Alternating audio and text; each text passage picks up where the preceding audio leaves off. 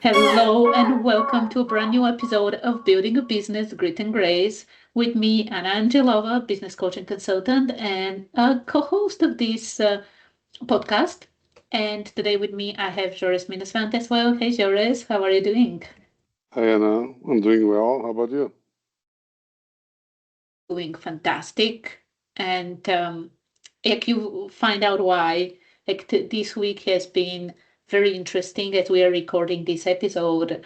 We started a new content system and I love it. I love it. I love it. I love it so far.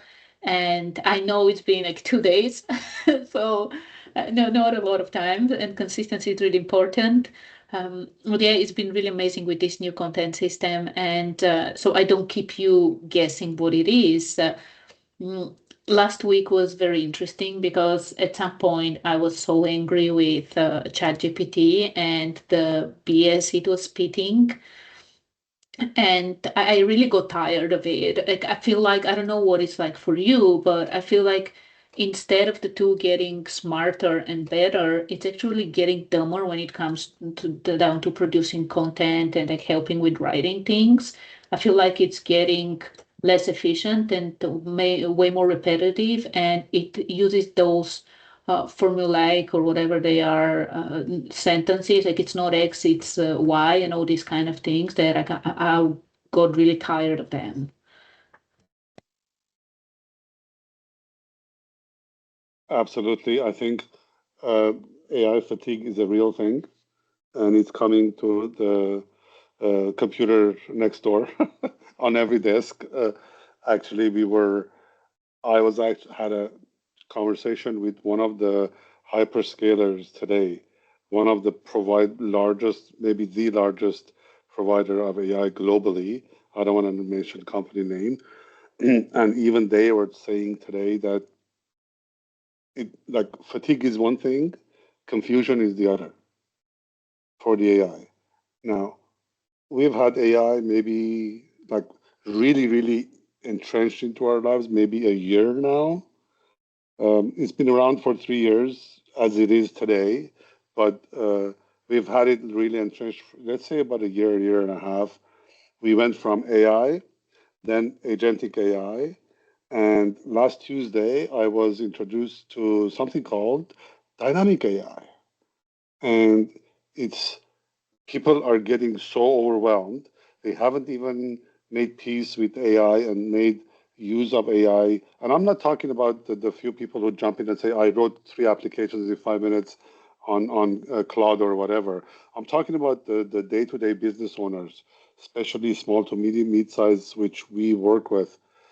They haven't even mastered AI. They haven't even seen any ROI or any done any proper investment in AI. Now it's dynamic AI. Well, what happened to agentic AI? What happened to the other? It's like they're trying with this fear mongering and forcing people to use it. And when people actually use it, this what you're mentioning, and I really have that as well.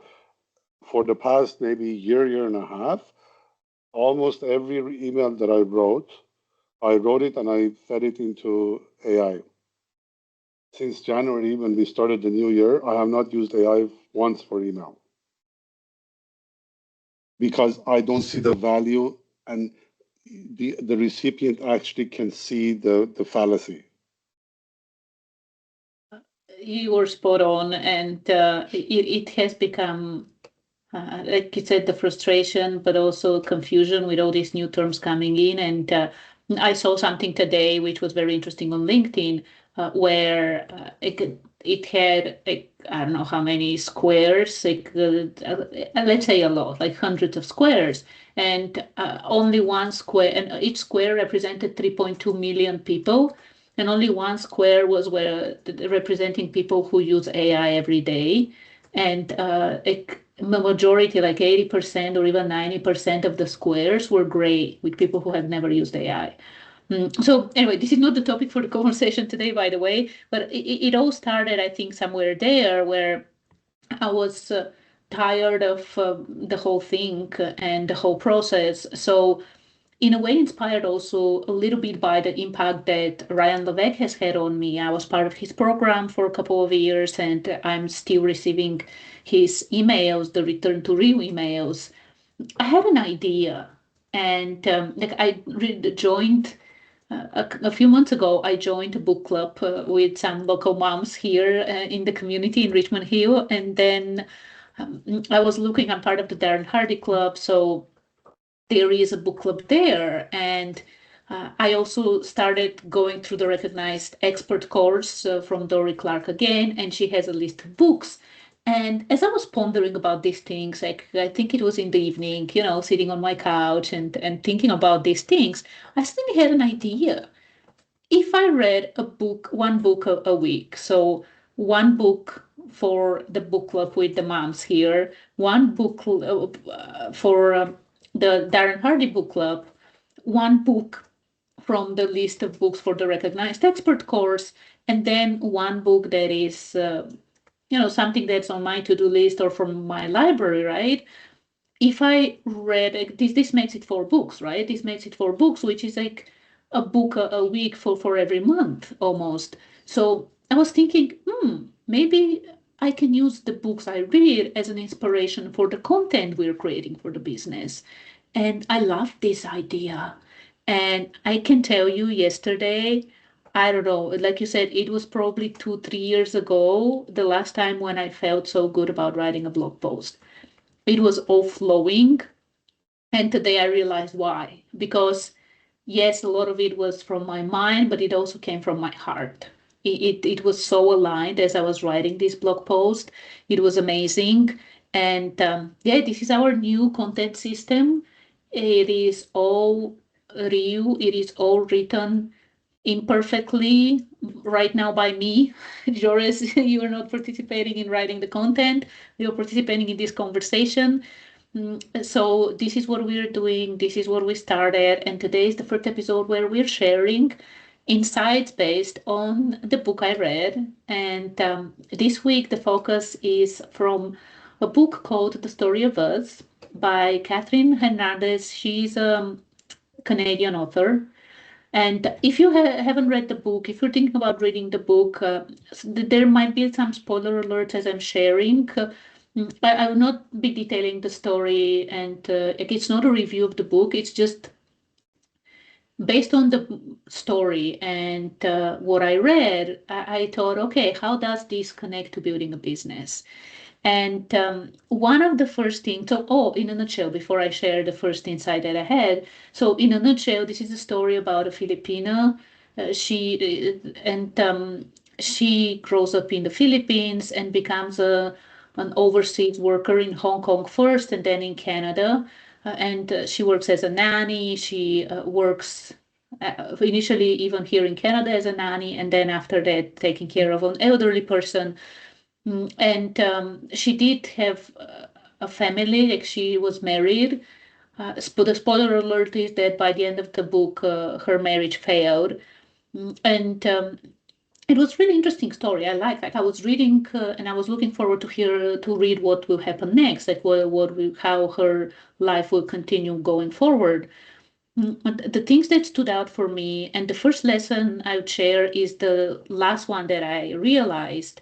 But the first one I would share is like a lot of the time, and most of the time, as she became an overseas worker, she was chasing money. It was all about, okay, the money she was earning, she was sending it back home so she can provide for her husband and his sister and his niece and nephew and for other people. So a lot of the focus was on the money, like chasing the money.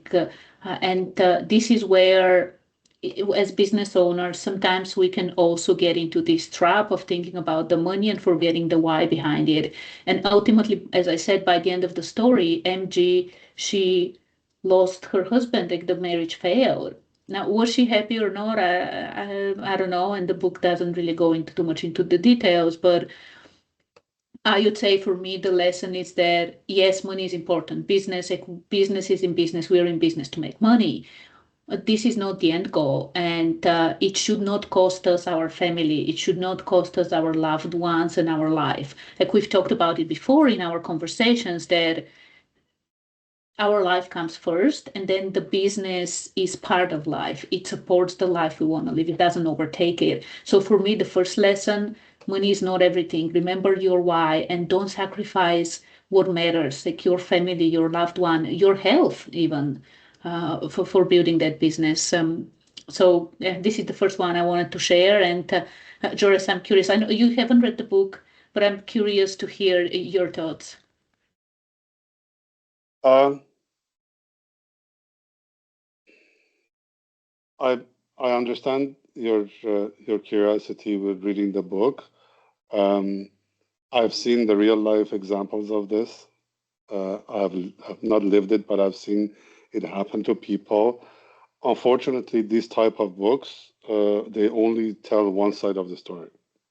That's the most unfortunate part. Yes, there are lessons learned, but it's the only view of the view of only one party that was involved, which it is unfortunate because some of the conclusions, people who read the book, they get the conclusion that they want to get out of it, and it's all one-sided. But yeah, it's true. It's life is hard.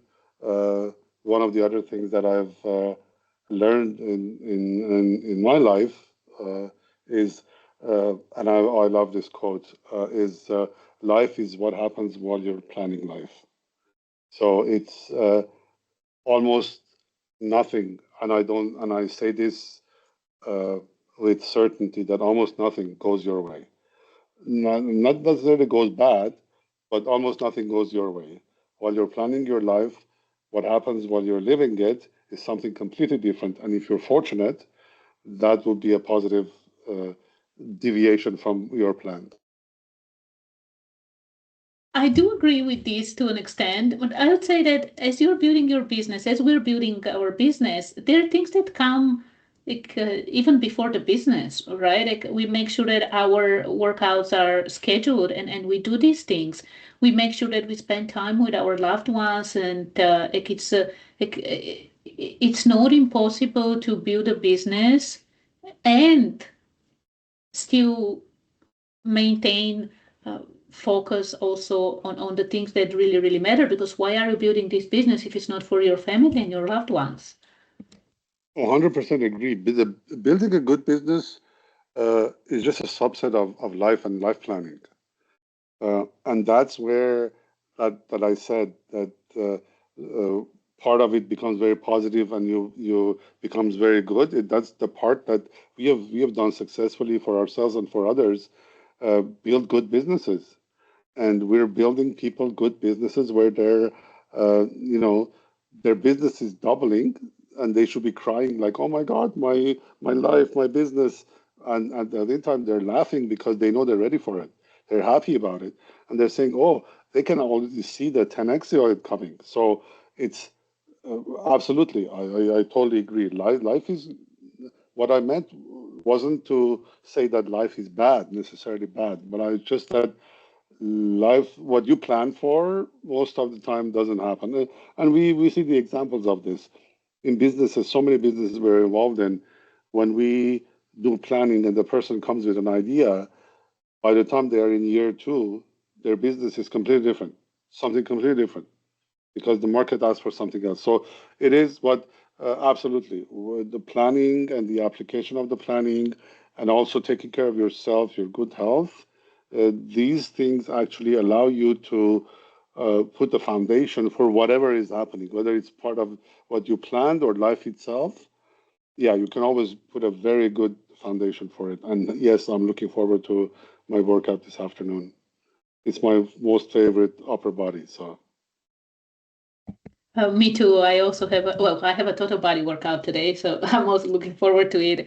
And today we're both exercising in the afternoon after work. Okay, enough about exercising and lesson one. Now the second lesson that I kind of got from the book, and it was the first thing that I'm like, oh yes, this is so applicable, and I see it not only for companies within companies, but also within countries.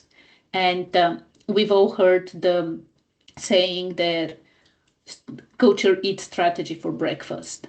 So as I was reading, I've never been to the Philippines, I've never seen this part of the world, but as I was reading the book and the way things were described and the way things are, uh, I was thinking how important culture is, and companies and within countries as well, and how culture, like I'm an immigrant, like I'm an immigrant by choice, right?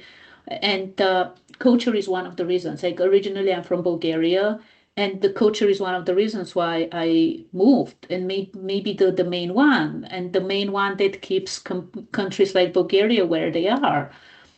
So this is one of the things as you're building your business, listening to this new kind of conversation and episode, culture is so important. And when you're on your own, you are the culture, right? You are represent the culture. But once you start growing, once you start hiring, and I know, Joris, you were mentioning people we work with, like some of our clients, we this is what we help them with. Like they have reached the ceiling, so it's time to hire. And this is one of the things we emphasize, and where I love the energy leadership framework and the assessment that we have. That for me, it's an assessment that can tell you where your culture stand in a way. Like it really quantifies something that is so hard to quantify. So as you're building your business, whether you haven't hired yet or you already have a big team, pay attention to the culture. And I would say for this conversation, ultimately two types. One is destructive culture that makes people run away and leave and move to other companies, move to other countries. And then the other one is the constructive, the one that empowers and the one that creates, the one that innovates, the one where people are happy to be there on Monday, TGIM, right? So this was the second for me. This was the second, or like the first one I realized about, and but I would put it second as a lesson. Culture is so important.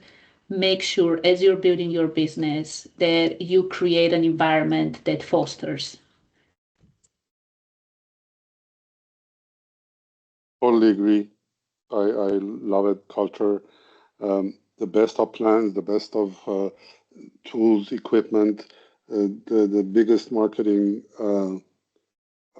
budget will not compensate for bad culture, for wrong thinking, for it is extremely destructive, and again, I'm right now seeing the effects of that happening right now.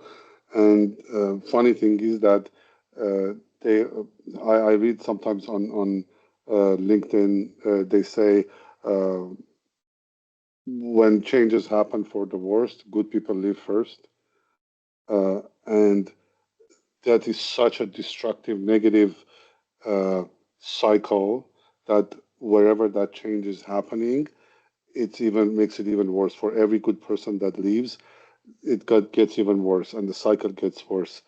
Two more people leave after that, just by the ripple effect of that. So, absolutely, I agree what you're saying. Culture is very important, and culture starts with you. If you're the leader, you're the business owner, it starts with you, whatever. And I think one of our podcasts, we talked about this. And if you, or however you uh, act at work, you take that home. And your culture at work goes to culture, affects your spouse, your children, your neighbors, your driving to work and from work or wherever it is you're driving. It's the way you park, the way you stop at the red light. It's just such a, it can be so destructive or it can be so positive. It all depends on you and your attitude and how you conduct yourself. So, absolutely. Yes, and again, like I'm a huge proponent of building constructive culture that enables, and this is again one of the things we do for ourselves and also with our clients. And again, I see it at a level of countries as well. It's so, so important. And I know I can talk about this one all day long, but I want to move, as we are reaching the end of the conversation, I want to move to the third lesson and the final one. And this one is how key accountability is. And it's not just for success in business. I would say this one is important for success in life in general. And it was so interesting how, so I was writing my insights, like the blog post yesterday. And yesterday in the morning, I watch and listen to the Darren Daily every morning and Monday to Friday. And yesterday he was talking about accountability to yourself and accountability to others. And if you go to our website, by the way, you'll see that accountability and responsibility are two of our core values. And why I'm talking about this, and this was an insight or a lesson for me. It's within the story, I did mention that, so the character MG, she was married and she went to pretty young age, right? She was 21 or 22 when she went to Hong Kong for 2 years where she was a nanny. Then she got home and she was back in the Philippines for a while. She got pregnant, like with her husband. Like she was pregnant, they were expecting. Unfortunately, she had a miscarriage. And then the day after the miscarriage, or the day of the miscarriage, she heard like one of her friends who was already in Canada called her to tell her that they found a way for her to go to Canada. So ultimately, in a matter of weeks after her miscarriage, she took her bags and she went to Canada, where she was almost 2 years. And when she had to go back home, uh, she found out that her husband was cheating on her. And this is how the marriage ended. And this is one of the things like I didn't like in the book in general, promoting that victim mentality, blame culture. Like the whole thing was blamed, like he was the one cheated, like it was his fault. She didn't take any responsibility and any accountability for the fact that she was the one who left and was away for so long. Could they have lived with the salaries and the work that they do in the Philippines? Probably. There are probably families in the Philippines who don't have anyone working abroad and who are living decent lives. So I don't want to get too much into the story. My insight and the business lesson is first, like this is twofold. So first, as the business owner, you need to exhibit this accountability and responsibility. As the leader of your team, of your business, you need to be the one who showcases these attributes. And then when it comes to hiring people, to adding people to your team, and it links very well to the culture. If you want to have that kind of constructive culture, empowering culture, you need people who take accountability and responsibility. You need this type of people. So first you need to be this person, and second you need to hire people who take accountability, who take responsibility. Mistakes happen. Like Joris, like you were saying, we plan for something and life served us something completely different. But it's not about blaming, it's not about being a victim. Like you need people who say, okay, this happened, this was my part in it, and we're moving forward from there. So this was like for me the third big lesson when it comes to building a business. These are so important, especially nowadays where we have so much like victim mentality and blame culture. It's so prevalent. And I know like we talk with business owners, one of the conversations we have, whether our clients or other business owners we know in our network, hiring and finding good people is so hard. It's so hard because again, so many are operating at this level. Oh, it's his fault. It's her fault. Oh, I'm the victim here.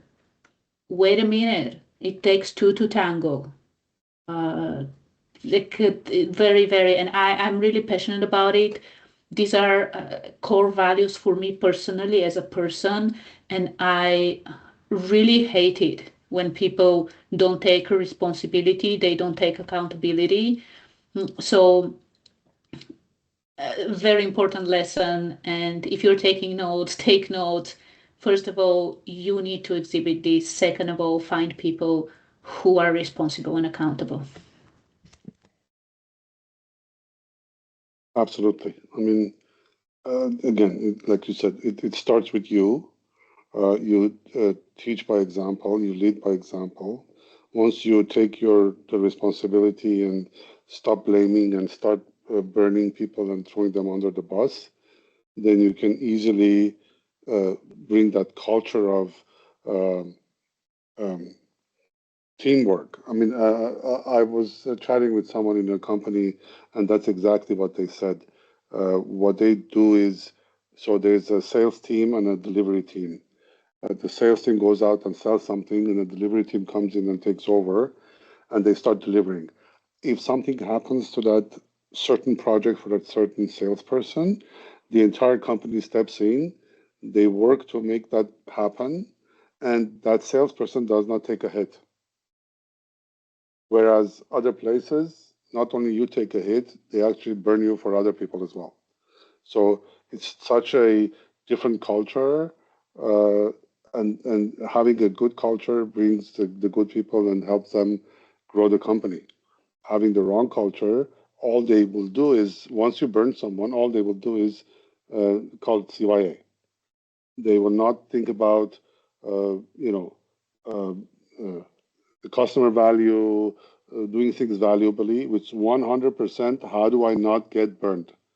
How do I not get burned? Every step is, if I take this step, am I going to get burned? If I'm going to get burned, if there's 50% chance I'm great, I'm not going to take it. So it becomes very destructive. That's why accountability, responsibility, first you show it, lead by example. I love what you said, lead by example, and then get people who, like, find people who have these attributes, who have this mindset. Instead of the CYA stands for cover your A, so you can complete the sentence after that. But yeah, so anyway, these are my insights, like business insights. There can probably be more lessons from this, but for me, these were the three ones that stood out. First and foremost, remember why you're building that business and don't sacrifice your family, don't sacrifice your health. The second one is build a culture that empowers, build a culture of collaboration. The word collaboration came to my mind when you were talking, Jores. And the third one is accountability and responsibility. They're key for success. So build these attributes within yourself and then find people who have accountability and responsibility, show this, and don't blame and don't play a victim. So yeah, these are the main things, and I'm really excited for uh, the path ahead and like our new content system and what we're doing, and for the next episodes we'll be recording and the next blog post I'll be writing.